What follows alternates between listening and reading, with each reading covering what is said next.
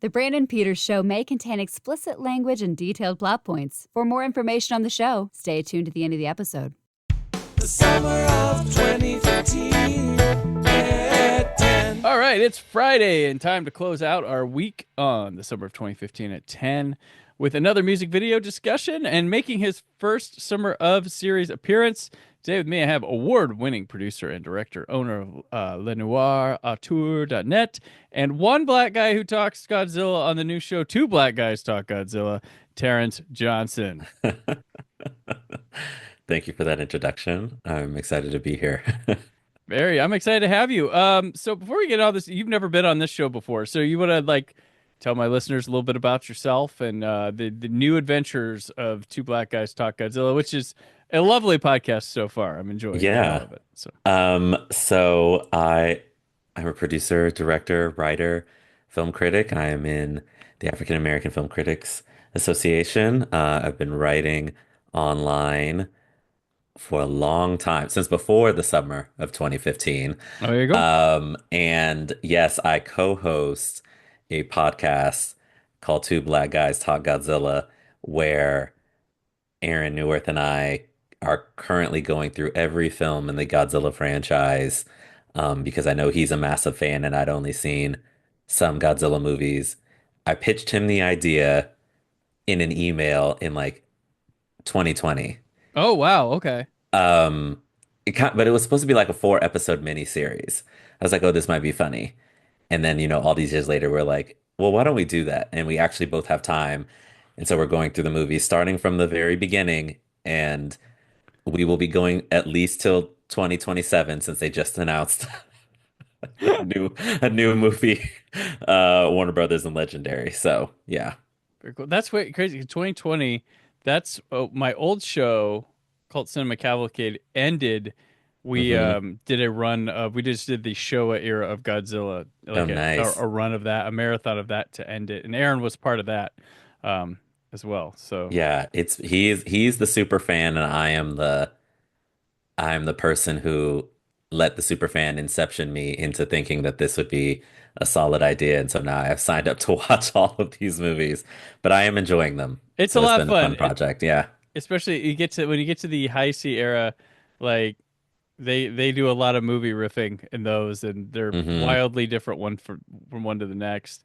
Which so COVID 2020 is when I finally decided to check out all of these and became a fan. So I hope you Yeah. become a Oh, big nice. fan of that too. Going through Hedorah is my favorite though. That's one of my favorite.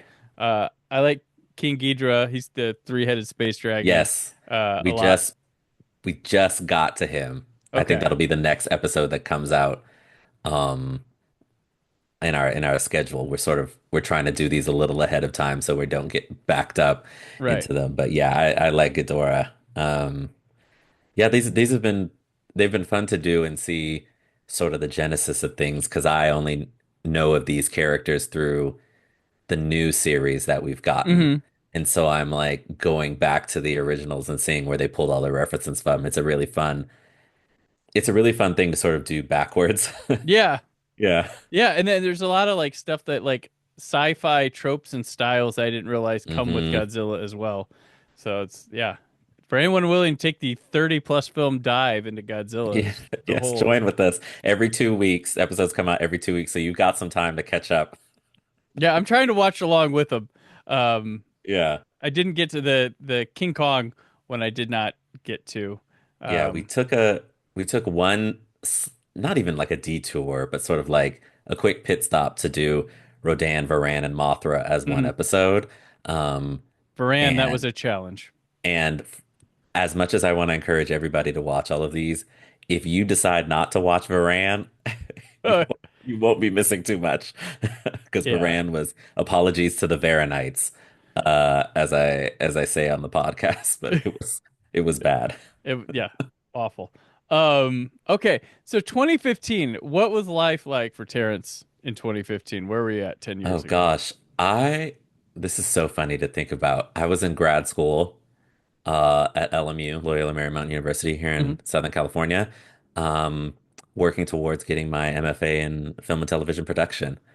Um, so I think I probably would have been writing my thesis at this or have written my thesis like going into the final year of that program to get ready to film it. And that is such a wild thing to think about. I think I was also getting ready to start interning at Universal Pictures. Oh wow, okay. I interned there in the physical production department for a summer, which is where I got to read a lot of fun scripts. That was the year they had like Jurassic World and Pitch Yep. Perfect 3. So they had just a banging summer. And there's nothing quite like working at a studio when they're at their most successful. Um, it was a lot of fun. I got to see a lot of movie budgets, which is how I know when people talk about budgets and money and recouping these days that they don't know what they're talking about. Um, so yeah, it was a fun time, just getting ready to sort of do this big thesis film that I would shoot later on in that November. Um, and getting to enjoy working at a movie studio when everybody was happy. Yeah, I remember that. So I worked in when I was in Los Angeles. I did quality control for Blu-rays and DVDs, while I Mm. wasn't at the studio, one of our clients that we were very close with was Lionsgate, and Oh, nice. when they won that Best Picture Oscar for Crash, it was like we were part. They like made sure that we were like a part. Yeah. They were all. It's and whatever you say about the movie Crash, it was exciting to see that studio win, and it was like yeah, just good vibes over at Lionsgate really because they had Saw, Medea, Best Picture winner, like just Yeah. they were they were going nuts around that time, around 2005, 2006 was it? Yeah, somewhere in Yeah, there. yeah, but when there's a studio cooking, it's good to be Yes. around. Everybody is happy, the sun is shining. Yeah. Oh yeah. Yeah, it was great. It was a really good learning experience, to see, just what it was like to be at a studio. Yeah. Um, yeah, that was a good 2015. That was a good year. Yeah, there we go. All right. Well, speaking of movies, this is going to be funny that you mentioned that because the movies we watched this week. Um, so if you have anything to say about any of them, Hmm. the first one we watched was Set Fire to the Stars. It's a movie starring Elijah Wood, Have not seen it. and there's like I think if I remember correctly, it's just this poet, and he's supposed to take him to this conference, and it's like a "Don't Meet Your Heroes" type movie where the Oh, guy's a okay. complete asshole. Shot in black and white. Madame Bovary. Hmm. There are so many adaptations of that, and even though Yep. you're recalling a specific year, This is the Mia Wasikowska one. okay, I did see that. Yes. Okay. I believe we were all like, on it. Yeah. It uh, was feature length. It was feature yep. length. Yeah. People wore costumes. Yep. Things happen. Me and Earl and the Dying Girl. Oh, yes. I had seen that like a couple months prior because they did a special screening at LMU Mm-hmm. after the Sundance of it all.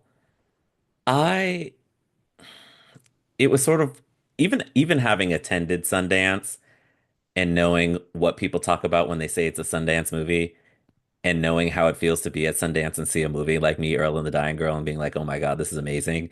But when Mm-hmm. you're not there, you're kind of like, "Okay." I was definitely like, "Oh, this is I got what it was trying to do." But I was kind of like, okay, did have some good young actors in it that have sort of Yep. gone on to have very interesting careers. So, um, but the movie is fine. Yeah, I enjoyed it. Yeah, I couldn't remember if I saw it back when I'd seen it or if was seeing it for the first time. It seemed a lot very familiar, but then again, at Yeah. times I was like, "Did I see this?" Or it's a decent little movie. And then the big one this week was Jurassic World, which you had Mm. mentioned before. Are you on the Jurassic World train, or are you like the I internet that hates it? I absolutely hated this movie.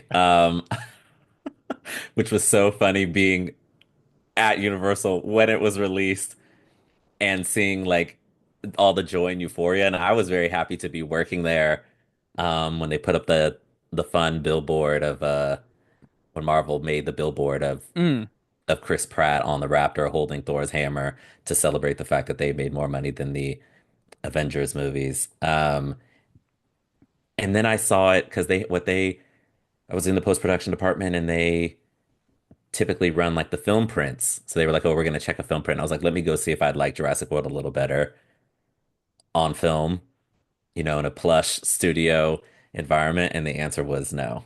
No. I think there's some fun things in it. Yeah. It felt kind of like regressive in some aspects, in terms of particularly Bryce Dallas Howard's character and Chris Pratt's character, where I was just like, oh, I thought we moved past some of this. Mhm. But I think that the dinosaur creations were very cool. Um, and yeah, I wasn't really love, maybe because I hold Jurassic Park in such high esteem Yeah. that anything else is going to just really suffer compared to it. Right. With me, one of my things is I remember enjoying it well enough in the theater, and then when it came to Blu-ray, Hmm. I was less on it, and I felt like it felt small. Like there's something with the Yeah. cinematography of that movie that feels limited and small. And I was like, when I was watching it this last time for this episode, I was like, maybe if they like showed the sky a little more, because everything like there's like mountains Yeah. and they like cut it off, like, and there's just a lot of like it's really for as big of an island with big dinosaurs as it should be, like it feels claustrophobic and like really kind of Yeah. small scale wise than It was it like should the be. sweet spot of what I think the industry should do. So this is Hmm. not me coming out against that, but it was like the sweet spot of like the indie director makes one really good movie and now we're Yeah. gonna hand him a franchise film, Hmm. which I still would like to see, Yeah.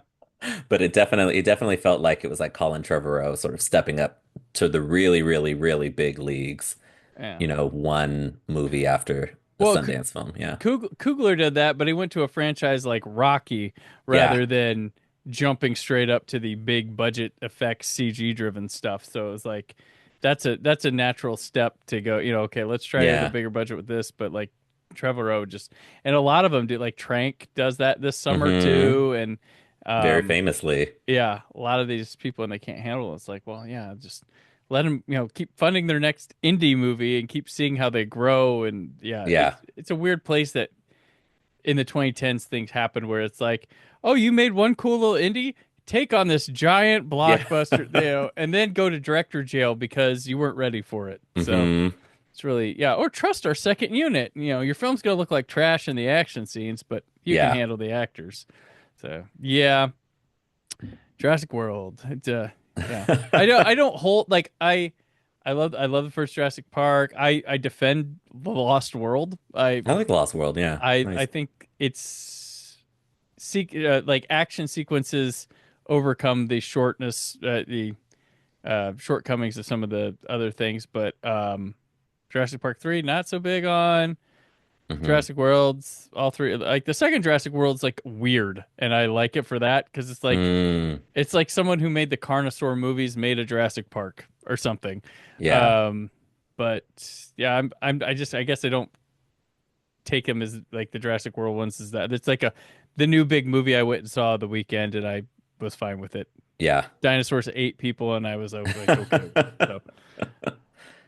So I don't need to go angry typing on the internet too about them. So Hmm. okay, well, our song today is Shut Up and Dance, the lead single from Walk the Moon's third album, Talking is Hard. It also featured the singles Different Colors and Work This Body. The biggest single to date for them, peaking at number 4 on the Billboard Hot 100, and it went 5 times platinum in sales. Was named Stereo Gum's 50 Best Pop Songs of 2015. Um, and then, yeah, it's been used for various things since then. Wound up being featured in the 2018 Broadway production of Moulin Rouge. And That's right. the It is in the that show. and for the PDC darts player Michael Smith, it's his walk-on music, which darts, I don't know if you know this, Terence, but darts is the ever-growing sport, huge in the UK, growing here in the United States, Like slower. competitive darts, not just Competitive, yeah. going to a bar and playing. Okay. Yeah, competitive darts. The UK, they have like pyrotechnics. They look like wrestler intros when Jeez. they come out. People Okay. cosplay to them. It's nuts.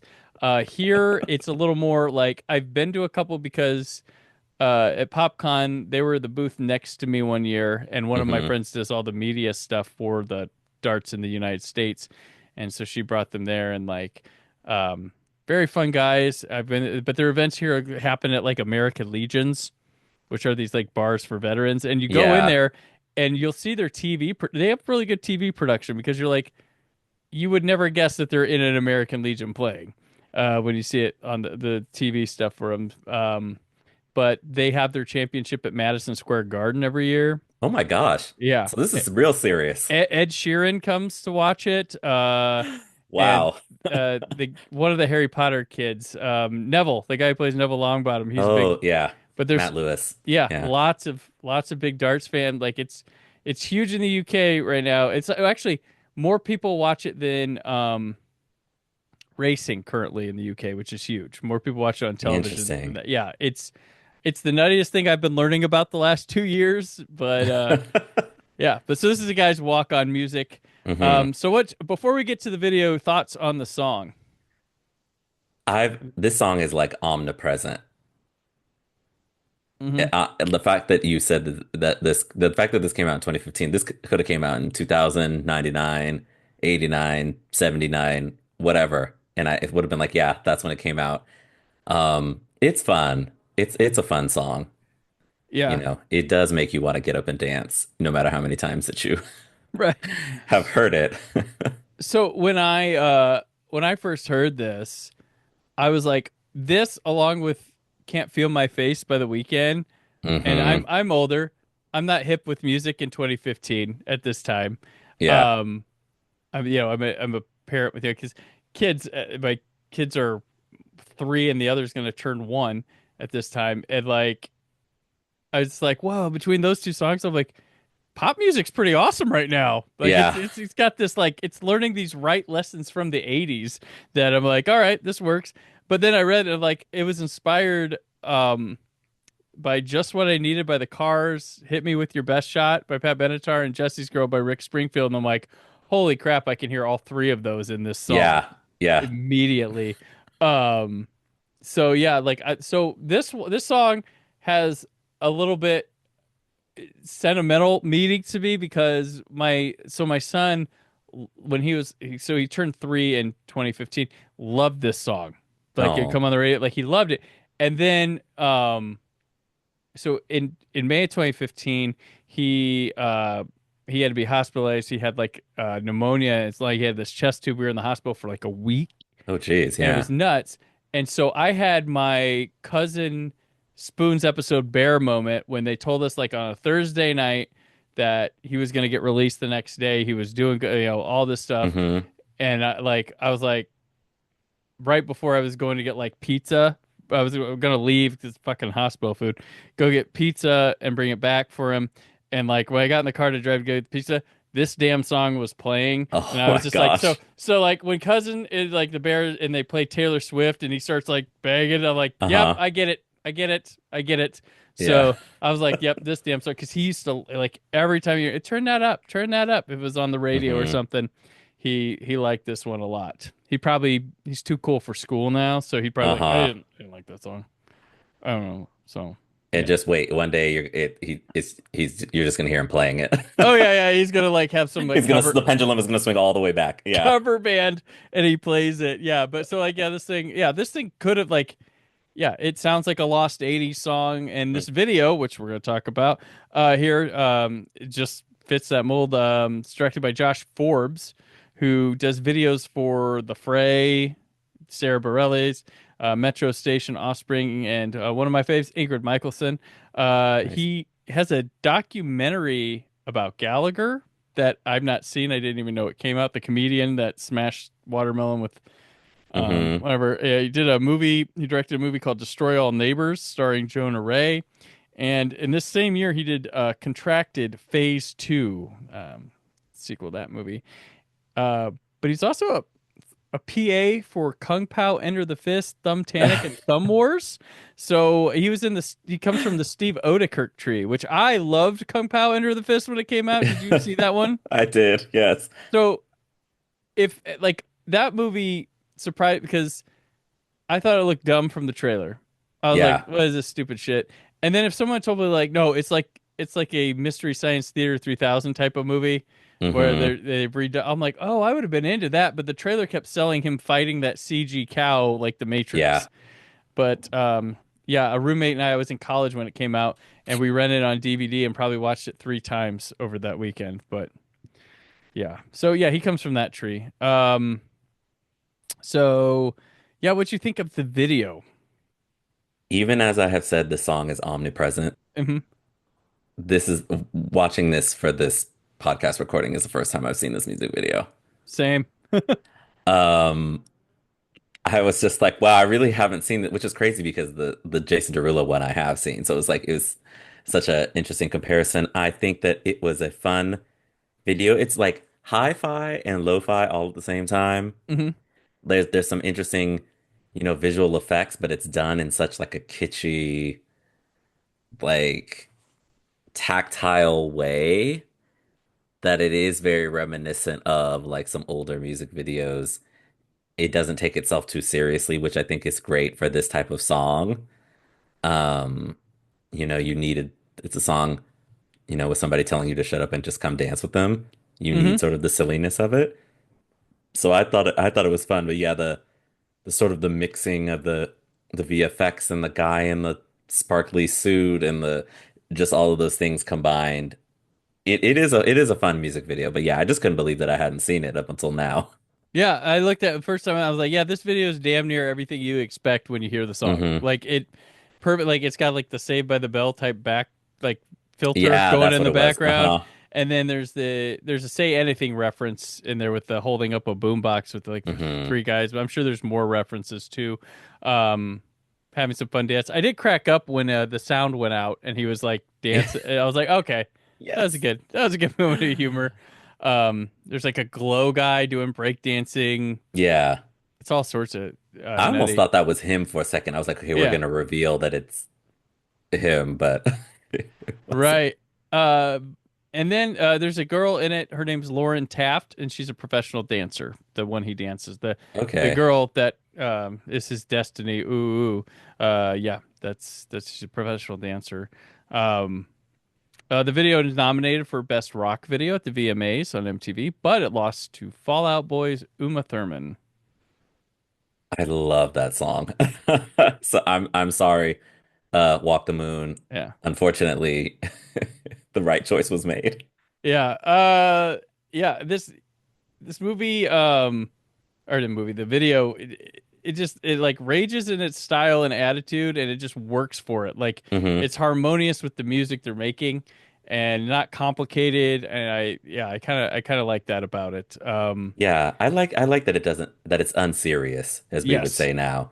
I think it needs it. I mean, the song is unserious, so I feel like this needs something to match sort of that, silly, goofy energy of just, trying to be two fun people on a dance floor, not caring about what anybody else says and trying to convince somebody that they need to be, your partner in that. Right. And this is a song, yeah, like you said, omnipresent because I'm like, wow, this is 10 years old, but like I don't think this song's nature feels like it fits. It feels like it's definitely inspired by the 80s, but Yeah. it could have happened in 2000. It could have happened like last year. It could have, it's not dated or specifically time and placing itself that you're just like, oh yeah, it was old or 10 years ago and it still kicks for me, I guess. When I hear it. So, Yeah. yeah, very cool one. Well, that'll do it for this one, Terrence. Sorry. Remember, like I told you, I have a friend Yes. named This is where Torrance. this is where the double R This is where it's the like, story of the double R oh, came the from. double R. Yes, because I left a review. I was like, yeah, I'm gonna leave them a review right away. I'm gonna be It the was first one. nice. And then I was like, I and then like you read it. And I was like, oh, shh. It's So but like I said, my roommate's name is also Terrence, and he spells his with two R's. gotcha, And so, but we both are fighting a battle against the A, right? So some gotcha, people spell it like Terrance or Terance, and that we don't abide by that. We can understand the singular gotcha. double R's, but yeah, Yeah, when I'm like texting with Aaron and like I put your name, it would want to autocorrect it to Torrance because that's yes, my favorite. I'm like, jeez. So there you go. Slip up. So Terrence, you'll be back here on this show in a couple. Your next episode will be a couple weeks. But till then, where can people keep up with you? And what are a couple movies that you've been looking forward to this summer? You can find me at lenoirauteur.net. That's LENOIRAUTEUR.net. And on Twitter at Terence B. Johnson. I think I am really looking forward to, at least this summer, Mission Impossible and Superman. There we go. Yeah, Mission Impossible. That's yeah. It's one of my series. Love it. Can't wait. Okay, I'm on the socials at Brandon4KUHD. You can catch me this summer at Days of the Dead, June 13th through 15th in Indianapolis, Indiana. Check their schedule and stuff for whenever my live performances are, and I'll be at my booth too, so you can come say hi and chat whatever you want to chat. And then I'm at PopCon June 27th through 29th, hosting the live podcast stage as well as the podcast awards and all sorts of fun. More information at popcon.us. Monday, Scott, Aaron, and I talk 3.5 minutes, 10 bullets, Manglehorn, Dope, and Inside Out. All that and more as the summer of 2015 at 10 continues. The summer of 2015 at 10. Thank you for listening. The Brandon Peters Show is a Creative Zombie Studios production. Produced by Brad Shoemaker and Brandon Peters. Written and edited by Brandon Peters. Announcer vocals by Jessica Alsman. Theme song by Metavari. Web design and show art by Brad Shoemaker with Brandon Peters. All music and clips featured in the episode are property of their respective studios, and no infringement is intended. Additional information on this and other episodes at BrandonPetersShow.com. For any inquiries, press opportunities, or sponsorship, contact mail at BrandonPetersShow.com. The show is available on Apple Music, Spotify, or anywhere podcasts are found.